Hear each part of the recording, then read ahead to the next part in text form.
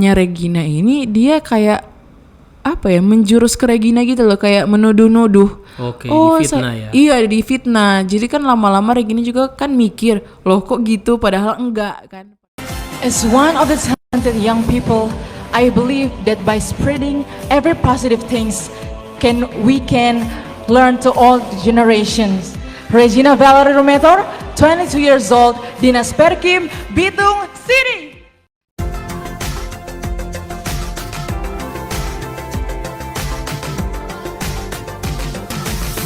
Pondok Cerita. Shalom Sobat Cerita dimanapun Anda berada. Senang sekali saya Gary Geraldo boleh kembali hadir di hadapan Anda. Dan pada saat ini di podcast Pondok Cerita kita akan mendapatkan kisah-kisah cerita yang inspiratif dan juga bisa memberkati sahabat cerita dimanapun Anda berada. Dan pada hari ini kita kedatangan narasumber yang istimewa tentunya, yang menyandang gelar Putri Berbakat Kota Bitung tahun 2021. Nah, tidak berlama-lama lagi, ini dia Regina Rumetor. Halo, Kak. Oke. Nah, Regina, apa kabar? Puji Tuhan, luar biasa tentunya. Oke, dan tidak lengkap rasanya kalau seorang putri berbakat datang ke sini dan tidak perkenalan. Flashback lagi ya, boleh? Oke, baik, Kak. Oke, nah, sahabat cerita, kita akan dengarkan bagaimana perkenalan waktu Egy berkompetisi. Oke, silakan. Oke, baik. Jadi ini perkenalan opening number ya, Kak? Iya. Oke. As one of the talented young people, I believe that by spreading every positive things, we can be learned to all generations. Regina Valerie Rumetor, 22 years old, Dinas Perkim, Bitung City. Oke, ya, luar biasa sekali.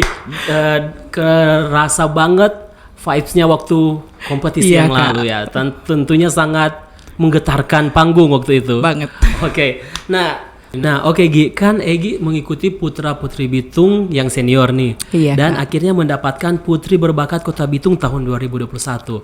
Nah, penasaran sekali nih, memang pertunjukan apa sih yang Egy tampilkan sehingga memenangkan atau mendapatkan gelar Putri Berbakat Kota Bitung? Ya, tentunya sesuai bakat, Kak, yaitu menyanyi. Menyanyi ya? Iya. Diiringi musik mungkin, atau ada pertunjukan apa yang sampai membuat dewan juri dan penonton itu terpukau? Iya, tentunya diiringi musik piano dan juga pada saat itu Gina memainkan gitar. Oke, main gitar sendiri. Apakah ada duet atau gimana? Ya, jadi kayak gini ceritanya. Tentunya waktu itu kan pas talent show malam Putra-Putri Bitung, tentunya kan semua finalis pengen kasih yang terbaik nih. Dan karena Regina merasa punya bakat yang lumayan baik, yaitu menyanyi, jadi pengen kasih penampilan yang terbaik juga kan. Pengen perform apa nih gitu.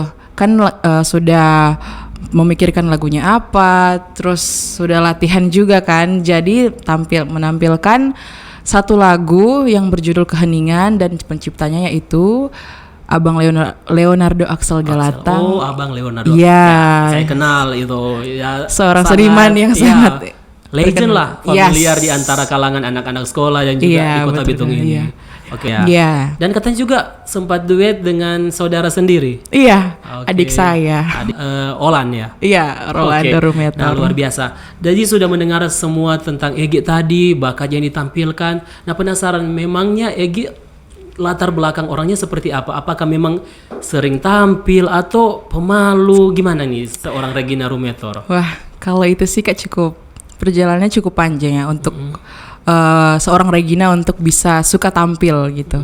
Jadi mungkin kalau Regina lebih ke stage lah ya Kak. Mungkin lebih tahu sikon kalau sudah berkompetisi gimana. Dan pada dasarnya dulu emang kalau mau bilang introvert juga enggak, extrovert juga enggak, tapi mungkin di tengah-tengah ya lah ya Kak. Iya. Kalau ada kompetisi maju. Yes, maju. Oke, luar Dan biasa. kalau pada dasarnya masih pemalu, ada rasa-rasa pemalu. Nah, oke Gi, tadi kan kita sudah banyak membahas tentang Egy yang sekarang, yang Kak. kelihatan Putri Bitung berbakat yang luar biasa tentunya. Nah Gi, apa ada cerita masa lalu ndak Egy yang Egy rasa kelam, yang Egy rasa ini sedih banget gitu? Ada ndak yang bisa dibagikan kepada sobat Pondok Cerita? Wah, banyak Kak. Oke. Tapi mungkin ada satu yang apa ya, the most viral Viral sekali. Iya, pada Oke. tahun itu gitu loh. Untuk seorang Regina yang masih SMP, SMP. tiba-tiba sudah kena dengan kasus seperti ini kan orang kan kaget gitu loh. Kaget. Kayak kok bisa gitu. Semua orang pada saat itu bertanya-tanya, sampai orang tua sendiri pun dan keluarga pun heran aja gitu. Kok Regina bisa, padahal dia pelayanannya sangat-sangat benar-benar like hampir setiap minggu ke gereja. Kan rebana waktu itu Regina posisi pelayanan masih rebana kan Kak. Jadi mengherankan sih memang. Oke, saya pun sangat bertanya-tanya nih. Oke, sangat menarik. Gimana nih ceritanya? Ya jadi ceritanya Kak, itu Regina sempat kena menjadi kambing hitamnya teman yang mengikuti Antikris. Oh, Antikris. Oke, luar biasa. Iya, dan lebih luar biasanya lagi waktu itu Regina masih SMP kelas 3. Dan itu teman sekolahnya Regina, teman dekat Kak, cukup dekat kita sekelas. Dan waktu itu sih awal mulanya dia cuman menunjukkan sebuah tato di tangannya dan sempat bercerita, wah ini tatonya gini nih, dibikin temanku nih kayak Itu gini. tato apa ya kalau boleh tahu gambarnya? Seperti Tato apa? Antikris sih waktu itu Kak. Dan Antikris iya di bintang atau lebih tepatnya masih hafal, cuman itu sih huruf A tapi ada banyak dan itu posisinya di sini. Oh. Tapi ada banyak corak-corak gitu loh yang dibikin sama dia. corak-corak. Tapi ya inisialnya A gitu. Dan dia tunjukin ke Regina dan dia minta tolong, hapusin dong, ini nggak bisa hilang nih gitu. Tapi pada besok harinya muncul lagi gitu loh, dan makin susah untuk hilang. Tetapi itu Regina langsung dapet kayak apa ya, hikmat gitu loh, kayak hapusin dong gitu ini dari Tuhan, kayak coba hapusin gitu. Tapi lama kelamaan dia kan orangnya ceria kan Kak. Lama-lama tuh menjadi seorang yang pendiam. seorang yang pendiam? Iya kan, itu mengherankan juga kan Kak, tiba-tiba kok anak ini bisa dari ceria jadi kayak tiba-tiba pendiam, menjauhi teman-teman yang lain gitu loh, Sampai menjadi seperti penyendiri. itu ya, sampai berubah karakter sejauh itu. Jadi Regina seperti kayak oke, I'm gonna find it out, kayak mencari tahu dong sendiri. Lagi mencari tahu sendiri. Iya, cari tahu sendiri. Dan lama-lama Regina semakin mencari tahu, itu impactnya semakin gede ke Gina, ke Egi gitu. Tapi Dan maaf gak potong, itu mencari tahu, Egi tahu ndak siapa yang bawa dia sampai di situ, atau dia tergabung sampai bagaimana sampai dia tergabung di iya. organisasi itu? Dia waktu itu sempat cerita Kak, ada temannya yang cuman ajak-ajak ke dia doang gitu loh Kak, ke dari satu temannya juga. Iya, ke satu gereja, dan itu katanya di depan pintu gereja itu sudah ada yang nunggu dia pakai jubah hitam, terus katanya kukunya panjang. Terus apa ya, sempet kalau misalnya mereka mau masuk ke situ, itu kukunya kan panjang terus tajam kan Kak. Itu harus apa ya, ambil darah mereka dulu gitu loh Kak. Oh, jadi diajak ke salah satu Iya. seperti gereja, terus di depan ada yang tungguin kukunya tajam. Jadi kalau masuk situ Ambil darahnya dulu, iya. Dan dia masuk di tempat itu sudah diambil darahnya. Iya, dia yang cerita sendiri sih ke Regina waktu itu Kak. Dan itu benar-benar oke. Terus kenapa masuk kalau memang kan? Terus kata dia penasaran gitu loh Kak. Oke, ini hati-hati ya anak muda. Penasaran itu sangat berbahaya ya Iya. tentunya.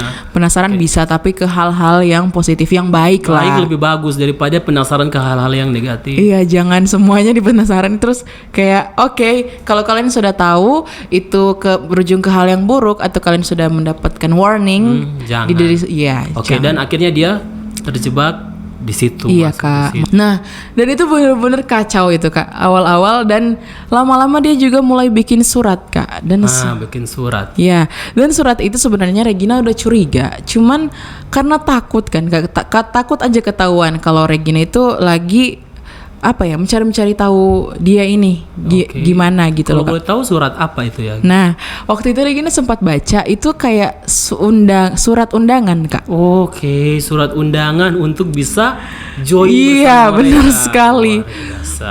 Tapi pada saat Regina pengen buka, itu kayak dapat hikmat lagi sih, kayak boleh buka tapi cepet gitu loh. Jangan sampai dia datang terus kamu buka gitu loh.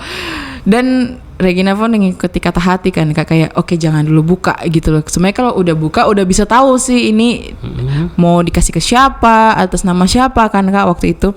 Tapi Regina mengurungkan niat.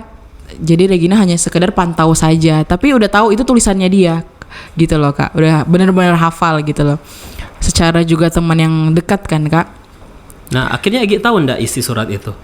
Iya, pada akhirnya itu pas satu hari di mana juga satu sekolah mengetahui. Oh, sampai satu sekolah Iya Kak. mengetahui. Jadi satu sekolah sempat ketahuan kalau beredarnya surat-surat itu Kak. Jadi Regina langsung ada kayak banyak ya suratnya. iya Kak, kayaknya 2 aja waktu itu. Oh, 2. 2, dan itu tuh dikasih, jadi surat itu dikasih ke adik kelas. Itu kayaknya temennya dia deh. Jadi waktu itu Regina di sekolah. Jadi pas masuk sekolah nih, pas jam masih pagi itu kan.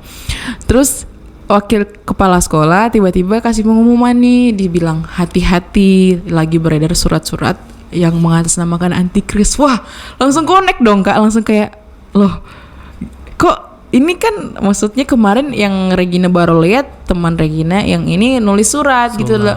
Dan itu tuh kayak oke, kayak harus tenang gitu loh. Nah, maaf Kak potong. Egi tahu isi suratnya seperti apa? Tulisannya maksudnya ajakannya gimana? Jadi ajakannya waktu itu dibilang kalau mengatasnamakan Regina Kak. Itu diajak kalau misalkan join, kalau nggak salah ya, Regina sudah lupa ingat Kak. Join nanti pangkatnya akan baik, terus kalian akan dapetin apa yang kalian mau. Jadi seperti itu Kak. Dijanjikan apa yang kita inginkan tercapai kalau join bersama mereka diisi surat itu. Iya Kak, itu benar-benar parah sih, apalagi mengatasnamakan Regina. Mengatasnamakan Regina. Nah, tadi kan sudah viral, kaget, Kak. sudah viral Iya, sekolah. Kak. Terus itu mengatasnamakan Regina. Iya. Itu gimana cerita kelanjutannya? Dan jadi Kak, sebelum diketahui isi surat tersebut, itu tuh kita sempat karena sudah viral kan di satu sekolah, dan itu tuh guru agama yang awalnya tiba-tiba ajak Regina kan, kayak oke, setelah Regina waktu itu pas kita ujian sekolah Kak. Ujian sekolah. Iya. Oke, kelas 3 SMP. Iya, kelas 3 SMP. Iya, kelas 3. Dan itu tuh diajak nih, tiba-tiba guru agama ajak kan Kak, manggil kayak, oh Regina ada waktu, ayo nih ke ruangan tata usaha gitu kan. Nah, dikirain Regina kan itu waktu itu belum bayar uang SPP atau gitu lah, yang positif thinking. Iya. Sekolah biasanya. Ternyata tiba-tiba si temennya, pas Regina sampai di tata usaha, si temennya Regina udah ada di situ. Dan Regina pun secara langsung koneksi Kak, langsung kayak wah, ini udah beda sih, bukan yang tadi yang Regina kira. Dan benar saja Kak, itu tiba-tiba kita diisolasikan di ruangan tersendiri dan kita diinterogasi. Nah, seperti apa tuh interogasinya? Jadi semakin penasaran nih. Iya, jadi semua teman-teman Pondok Cerita, jadi Regina sama temannya ini diinterogasi oleh guru agama waktu itu, guru bahasa Inggris sama guru TIK waktu itu, guru komputer, karena memakai ruangannya dia kan Kak. Dan benar-benar awalnya ke Regina dulu nih diinterogasi. Regina secara menjawab dengan apa ya, waktu itu kan masih SMP, jadi masih kayak polos ya Kak, masih kayak apa adanya gitu loh jawabnya. Dan nggak gelagapan juga enggak, seingat Regina lancar-lancar saja, sampai dicek tato Kak. Katanya ada tato pada waktu itu Regina bilang enggak Bu, enggak ada, tapi harus ada bukti juga kan Kak. Nah, lama-lama si temannya Regina ini dia kayak menjurus ke Regina gitu loh, kayak menuduh-nuduh. Oke, difitnah ya. Iya, difitnah. Jadi kan lama-lama Regina juga kan mikir, loh kok gitu, padahal enggak kan, padahal bukannya. Jadi Regina kalau misalkan dia ngomong nih kayak menuduh, itu Regina langsung balik, loh bukannya kamu yang nulis ini, kayak gitu loh Kak. Dan waktu itu singkat cerita, pas selesai diinterogasinya Regina, tiba-tiba udah langsung ke dia, karena mungkin waktu itu Regina udah lupa ingat ya Kak, dia keceplosan sesuatu dan tiba-tiba interogasinya dipindahkan ke dia kan gitu. Nah, setelah diinterogasi ketahuan lah dia ternyata itu dia, dan itulah pada saat itu ketahuan suratnya itu ditulis oleh dia karena Regina pun tahu wah tulisannya itu seperti ini, memang ini tulisannya si dia gitu loh, temannya Regina ini. Dan pas di tes tulisan pun kata Regina, wah Bu ini bukan tulisannya Regina, soalnya tulisannya Regina nggak sejelek ini. Jadi gitu loh. Terus setelah ketahuan suratnya itu ditulis oleh dia dan tiba-tiba kita disuruh doa. Oke, disuruh doa. Ya, waktu itu posisinya Regina bersekolah di sekolah Katolik dan ada doa-doa Katolik, satu doa yaitu doa Bapa Kami, Kak. Oke, doa Bapa Kami. Nah, itu kan pas di Regina lancar-lancar saja kan doanya. Ya Bapa Kami yang ada dalam surga. Pas di giliran temannya Regina, itu pas awalnya kan dia ngomong nih Bapa Kami di dalam surga, tapi mulai kayak berat gitu loh ngomongnya, Kak. Bisa lihat kan kalau misalkan orang yang ngomong sama biasa sama yang kayak menyimpan gitu loh. Dan tiba-tiba dia Bapa Kami yang ada di dalam surga, tapi kayak udah tutup mata terus kayak berat gitu loh. Terus kayak Regina kayak ayo dong doa. Tadi aku lancar-lancar aja kok gitu. Kalau terus kayak dipaksa sama dia kan, semakin lama semakin berat, Kak. Jadi perkata itu kayak berat gitu loh. Semakin hari semakin lama semakin iya berat. Jadi itu tuh tiba-tiba langsung apa ya, terkonek waktu di kelas dia udah nggak mau doa sama sekali, itu langsung konek ke Regina gitu loh. Terus pas Bapa Kami yang ada dalam surga, dimuliakanlah namamu. Nah pas datanglah kerajaanmu, dia tuh ngomongnya kayak gini, datanglah kerajaanmu, pas kerajaanmu dia pingsan. Iya, Kak. Tapi pingsannya itu pingsan kayak apa sih, kayak batu gitu loh, Kak. Langsung kayak jatuh aja kayak gitu. Dan kaget dong semuanya. Sampai semuanya kaget dan kayak oke, bener, sekarang bener-bener bukti jatuh ke dia gitu loh, bukan ke Regina. Itu kan udah jadi bukti yang kuat kan, Kak. Dan Regina pun tetap simpati sih, masih kayak oh ya ampun udah pingsan kayak gitu kan. Jadi nggak benci juga, nggak, cuman kayak ya udahlah gitu, karena teman jadi bantu aja gitu. Jadi dia pingsannya juga cukup lama, kayak setengah jam gitu, Kak. Dan sementara itu Regina dicek tato apa segala macam, dia juga cek tato tapi sih nggak ada. Cuman pas dia bangun, kita abis itu langsung dikasih apa ya, arahan lah dari sekolah, dari guru-guru apalagi. Dan besoknya kita diajak sama kepala sekolah dan wakil kepala sekolah. Diajak aja gitu, kita tanyakan mau kemana nih Bapak Ibu, ikut aja gitu. Tiba-tiba ternyata kan gerejanya di bawah kan. Jadi kayak kita jalan aja, ternyata menuju gereja. Dan itu tuh si temennya Regina itu, dia kata dia, aduh mulai panas nih gitu loh, kayak oke. Rasa panas. Iya, dia mulai panas gitu, terus kayak mulai, tapi kelihatan sih, Kak, kayak Regina juga kan sempat kena kan impingnya, kayak berasa aja kalau dia udah kepanasan, terus kayak gelisah, kayak udah keringetan sama batuk-batuk. Dia sempat kayak gitu. Terus kayak dia kan mungkin bergejolak kali ya, Kak, jadi menahan gitu loh. Dan pas di gereja ada pastor sekarang yang namanya Pastor Yori, tapi sekarang udah almarhum. Pastor ini adalah pastor khusus pelepasan. Dan dia waktu itu yang pimpin pelepasan sih di gereja ya. Iya, di gereja Katolik itu.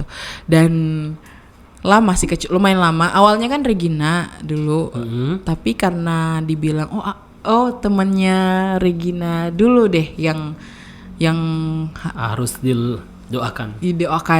Dan pas gilirannya dia, dia udah benar-benar diam, kayak udah lemes gitu. Pada saat dibawa ke altar di depan kan, dia kan udah kayak apa ya, Kak, bertekuk lutut.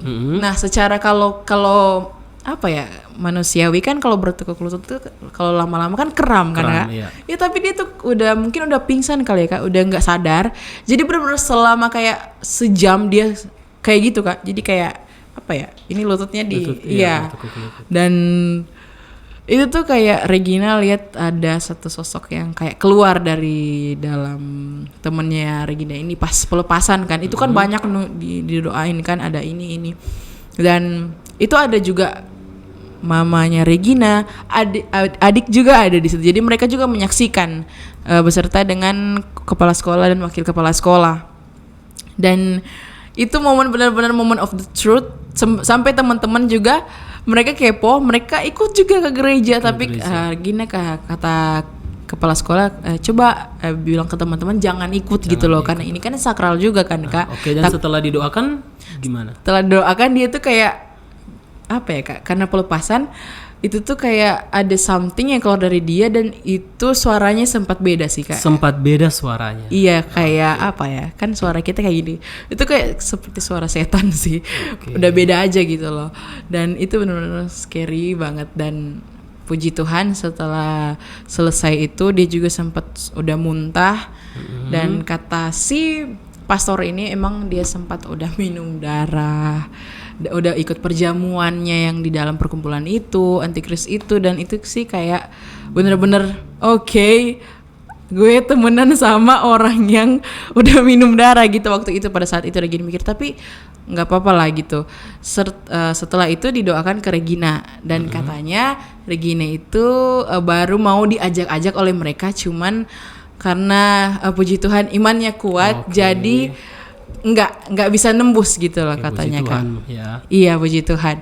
Dan setelah kejadian itu ya untuk sekarang kalau sering didoakan dibilang kalau Regina mempunyai karunia kepekaan katanya. Jadi mungkin yang itu sih yang pengalaman agak yang luar biasa tentunya ya. Untuk seorang yang masih kelas 3 SMP gitu loh. Dan puji Tuhan semua itu tidak terlepas juga dari imannya Regina, hubungan Regina dengan Tuhan, sampai Regina bisa bertahan, tidak terjebak atau tidak ikut dalam organisasi mereka. Luar biasa. Support juga dari orang tua kan sangat mempengaruhi, jadi benar-benar terbantu. Luar biasa. Nah, Gi, apa ada ayat emas yang menjadi pegangan Egi yang bisa di-share kepada sobat cerita yang di rumah? Oke Kak, mungkin untuk ayat pegangan nggak ada ya, maksudnya banyak yang bagus sih. Tapi ada satu yang benar-benar relate sama Regina, yaitu di Yohanes 14 ayat 1 yang berbunyi, janganlah gelisah hatimu, percayalah kepada Allah, percayalah juga kepadaku. Iya, kepada Tuhan Yesus pastinya. Luar biasa. Apa sih pesan Egi untuk sobat di rumah, anak-anak muda yang ingin juga berprestasi dan berkarya? Nah, silakan berbagi pesan Egi. Mungkin dari Regina ya teman-teman, 3 kata saja, yaitu never give up, push your limits, and be yourself. Karena ketiga hal ini yang benar-benar relate ya dalam kehidupan kita. Tetap jadi diri sendiri, jangan pernah menyerah, dan push your limits untuk tetap kalian mengeksplor diri kalian, passion kalian di mana, tetap sertakan Tuhan dalam kehidupan kalian sehari-hari dimanapun kalian berada. Tetap andalkan Tuhan. Pastinya Tuhan di atas segalanya ya. Betul sekali. Egi boleh ada sebagaimana Egi ada sekarang dengan bakat-bakat yang Egi miliki, prestasi-prestasi yang Egi miliki, kita semua percaya bahwa semua karena Tuhan. Iya, betul sekali. Sebelum kita tutup, sekali lagi opening number ya. Sekali lagi saya minta opening number. Mungkin bareng-bareng dengan Kak Geri. Tidak bisa. Opening number sekali lagi untuk terakhir kalinya Regina Rumiator Oro. Silakan. Kamu mesti Rumiator Oro. Silakan. As one of the talented young people, I believe that by spreading every positive things, we can be blessing to all the generations.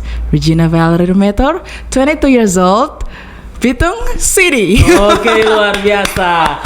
Nah, sekian sobat cerita podcast kita pada hari ini dengan narasumber yang luar biasa, seorang anak muda yang berbakat dan harapannya bisa memberkati dan menginspirasi Anda semua yang di rumah, terutama anak-anak muda dimanapun Anda berada. Dan nantikan kembali podcast kami Pondok Cerita dengan narasumber yang lain tentunya yang bisa memberkati sobat cerita yang ada di rumah. Dan bagi sobat cerita yang membutuhkan layanan doa dapat dilihat di bawah sini. Dan jangan saya Geri Geraldo pamit dari hadapan Anda. Selamat siang, Tuhan Yesus memberkati. Shalom. Shalom.